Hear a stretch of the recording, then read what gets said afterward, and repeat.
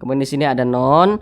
Non ini kenapa kok disukunkan gitu ya? Kenapa kok disukunkan? Kan seharusnya dibaca la yarji'una, la yarji'una, ji'una gitu ya. Kenapa kok dibaca ji'un? Kenapa dibaca seperti itu? Perhatikan ini.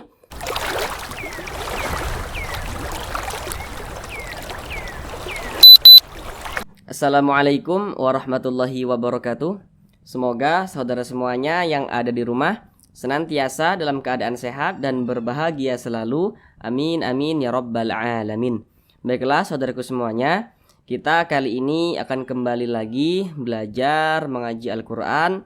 Di sini kami akan bantu saudara semuanya untuk memperbaiki bacaan Al-Qur'annya, memperlancar bacaan Al-Qur'annya hingga saudara semuanya bisa. Dan di sini akan kami jelaskan dengan sangat pelan-pelan. Baiklah, tanpa perlu berlama-lama, langsung saja kita ke Al-Qur'annya. Baiklah, saudaraku semuanya, di depan kita sudah ada Al-Qur'annya ini. Jadi pada kali ini kita akan belajar ngaji pada surah Al-Baqarah ayat 18. Jadi satu ayat saja. Semoga saudara semuanya lekas bisa dan lekas mahir dalam membaca ayat suci Al-Qur'an. Baiklah, di sini akan kami bacakan terlebih dahulu dengan pelan-pelan, baru sama-sama kita bahas mengenai hukum tajwidnya. Bismillahirrahmanirrahim. Summun bukmun umyun fahum la yarji'un.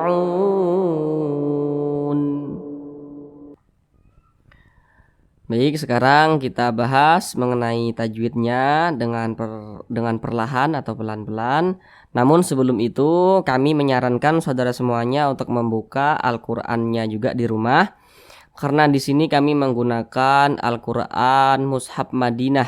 Jadi Al-Qur'an Mushaf Madinah itu dari segi penulisannya agak sedikit berbeda dengan Al-Qur'an Mushaf yang ada di Indonesia. Sengaja kami menggunakan mushaf yang berbeda untuk memudahkan saudara semuanya. Harapan kami saudara semuanya dapat mahir dalam membaca Al-Qur'an Mushaf di Indonesia dan juga tidak kebingungan ketika membaca Al-Qur'an Mushaf Madinah. Karena Al-Qur'an Mushaf Madinah ini banyak sekali beredar di seluruh dunia. Baiklah, langsung saja kita bahas.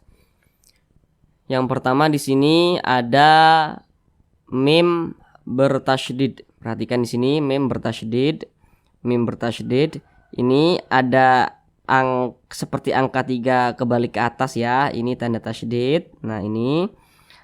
Jadi setiap menemukan huruf mim yang bertasydid dan juga setiap menemukan huruf non yang bertasydid, kemudian dia di belakangnya itu misalkan nih, ini kan mim bertasydid nih, di belakangnya sini dia tidak ada tanda non sukun, tidak ada tanda tanwin gitu ya. Maka itu hukumnya gunnah musyaddadah.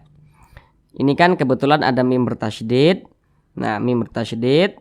Kemudian di belakangnya sini kan ini nggak ada nun sukunnya, nggak ada tanda tanwin gitu ya. Dia sendiri nih, mim bertasydid sendiri gitu kan.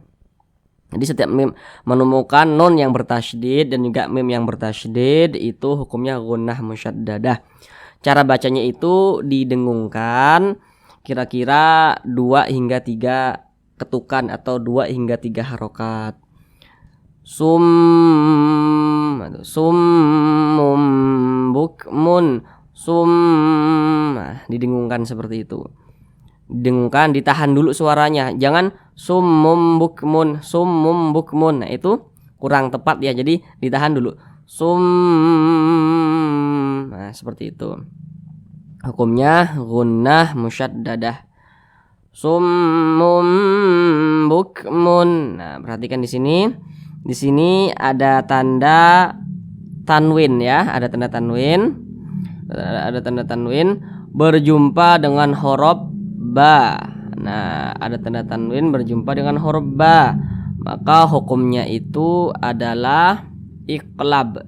Jadi setiap menemukan nun nun sukun atau nun mati, kemudian menemukan juga tanda tanwin seperti ini. Nah, di depan tanda tanwinnya ini ada huruf ba, atau misalkan saudara menemukan nun mati atau nun sukun, di depannya itu ada huruf ba, maka itu juga sama, hukum bacaannya adalah iqlab. Bacanya juga didengungkan. Kira-kira dua ketukan atau dua harokat. Summum bukmun, bukmun. Nah, ditahan seperti itu. Lanjut lagi di sini. Di sini ada tanwin, tanda tanwin ya. Ini tanda baca tanwin ya. Tanda baca tanwin berjumpa dengan huruf ain. Nah, maka ini bacanya jelas, hukumnya izhar. Huruf izhar itu ada 6. Yang pertama ha, kho, ain, ghin atau gho, dan ha, dan juga hamzah. Jadi setiap saudara ketika membaca Al-Quran, ada jumpa tanwin, ada jumpa nun mati, di depannya berjumpa dengan huruf yang telah kami sebutkan tadi, maka itu hukum bacaannya adalah izhar. Pasti dibaca jelas, tidak berdengung. Izhar halqi. Ya, jadi di sini dibaca jelas, bukmun umyum, bukmun umyum. Jangan dibaca bukmun, itu salah. Jadi bukmun umyum, itu langsung bukmun umyum. Nah, seperti itu. Kemudian di sini ada mim sukun, kemudian berjumpa dengan huruf ya, maka ini hukum bacaannya izhar syafawi. Kalau ini tadi izhar halqi, kalau ini izhar syafawi. Jadi setiap menemukan mim sukun, perhatikan, setiap menemukan mim sukun, dia cuma 2 tempat. Mim sukun itu didengungkan cuma pada 2 tempat. Yang pertama apabila ada mim sukun di depannya sini, ini kan nih contohnya seperti ini ya. Ini misalkan mim sukun, di depannya misalkan dia berjumpa dengan huruf ba, itu didengungkan, hukum bacaannya adalah ikhfa syafawi. Kemudian ada mim sukun, di depannya berjumpa dengan huruf mim, itu juga didengungkan, hukum bacaannya idgham mimi. Tapi apabila selain daripada itu, maka bacanya jelas tidak boleh didengungkan. Ini kan mim mati berjumpa huruf ya. Tadi yang berdengung tadi, kalau mim mati di depannya ada huruf ba, ada huruf mim. Ini kan huruf ya depannya, jadi dia tidak didengungkan. Bacanya juga jelas. Umyum, nah seperti itu. Umyum, nah seperti itu. Jangan dibaca umyum. Nah, itu salah.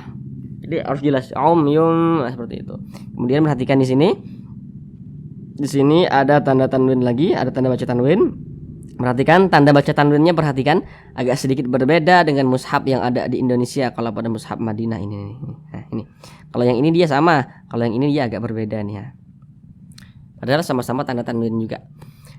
Ini di sini ada tanda tanwin berjumpa dengan huruf fa, maka ini didengungkan kemudian disamarkan. Ini nama bacaannya, hukum bacaannya itu adalah ikhfa hakiki. Jadi umyum fahum. Nah, seperti itu. Umyum fahum. Nah, seperti itu. Umyum fahum. Nah, didengungkan, kira-kira ditahan suaranya kira-kira 2 ketukan atau 2 harokat, kira-kira 2 ketukan. Nah, seperti itu. Kemudian di sini ada mim lagi, mim sukun lagi berjumpa dengan huruf lam. Tadi kan sudah kami jelaskan bahwasanya apabila menemukan mim mati, yang didengungkan itu hanya pada 2 tempat, yaitu apabila mim sukun berjumpa dengan huruf mim dan juga mim sukun berjumpa dengan huruf ba. Itu bacanya didengungkan, ditahan kira-kira 2 harokat. Sedangkan ini mim sukun berjumpa dengan huruf lam, maka ini bacanya juga jelas. Umyum fahum la. Jangan didengungkan, jangan dibaca fahum la. Nah, itu salah. Fahum la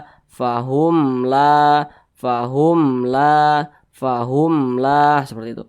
Fahum la yarji'un. Nah, di sini perhatikan, di sini ada huruf lam, kemudian di sini lihat ini ya, ini lam, ini lam ya, kemudian di sini ini ada alif, jadi ini maka disebut lam alif. Nah, jadi Kalau lam alif itu seperti ini, yang seperti ini. Nah, ini maka dibaca panjang. Panjangnya itu 2 harokat atau kira-kira 2 ketukan.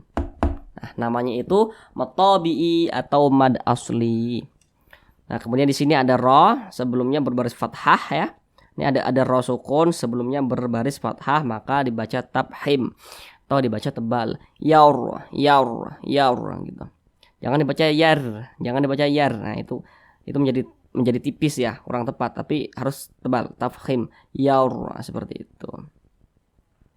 Kemudian di sini ada huruf waw sukun atau waw mati, di belakangnya berbaris dhammah. Perhatikan, setiap menemukan waw sukun yang di belakangnya berbaris dhammah. Maka huruf di belakangnya ini dibaca panjang. Nah, ini ada wasukun di belakangnya, hurufnya berbaris dhammah, maka huruf yang berbaris dhammah pas di belakang wasukun ini dibaca panjang. Yarji'un, seperti itu. Kemudian di depannya berjumpa dengan huruf yang disukunkan. Ini kan seharusnya kan mad tabi'i seharusnya ya. Tapi dia berjumpa dengan huruf nun yang disukunkan, Seharusnya mad tabi'i, tapi dia berjumpa dengan huruf yang disukunkan di depannya ini. Nah, yang disukunkan. Nun ini bukan huruf yang sukun ya. Ini kan tandanya bukan tanda sukun ya, tanda bacanya tanda baca fathah. Tapi karena berhenti dia disukunkan, maka jadilah mad arid li sukun. Yarji'un. Mad arid li sukun itu bacanya boleh 2 harokat hingga 6 harokat. Jadi boleh kira-kira 2 ketukan, boleh 4 ketukan sampai dengan kira-kira 6 ketukan, seperti itu. Tapi kalau misalkan saudara semuanya membaca di atas itu misalkan 2 harokat, ya sampai ke bawah diusahakan bacanya itu sama panjangnya 2 harokat juga ketika membaca mad arid li sukunnya. Kemudian di sini ada non. Non ini kenapa kok disukunkan gitu ya? Kenapa kok disukunkan? Kan seharusnya dibaca la yarji'una, ji'una gitu ya. Kenapa kok dibaca ji'un? Kenapa dibaca seperti itu? Perhatikan ini. Jadi setiap saudara semuanya ketika membaca Al-Qur'an, kemudian saudara semuanya itu berhenti. Ketika membaca Al-Qur'an kemudian berhenti atau waqaf. Kemudian pas waqaf itu di huruf yang tidak memiliki tanda panjang. Maka huruf yang tidak memiliki tanda panjang, apabila saudara semuanya berhenti atau waqaf ketika membaca Al-Qur'an, maka huruf terakhir yang saudara berhenti yang tidak memiliki tanda panjang tersebut harus disukunkan. Seperti huruf nun ini.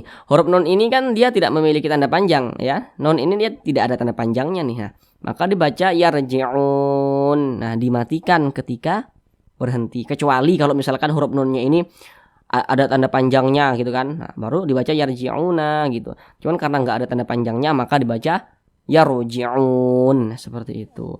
Kita baca lagi dari sini secara pelan-pelan. Summum bukmun umyun fahum la yarji'un. Nah, seperti itu. Sekian untuk pembelajaran kita pada kali ini. Kalau kiranya ada yang masih kurang paham atau sedikit kebingungan, silakan saudara semuanya komen di bawah ya. Insyaallah kami akan jawab setiap komenan saudara, karena di sini kami betul-betul ingin membantu saudara semuanya untuk dapat lancar membaca Al-Qur'an dan juga untuk dapat membaca Al-Qur'an dengan baik dan juga benar. Sekian, terima kasih. Assalamualaikum warahmatullahi wabarakatuh.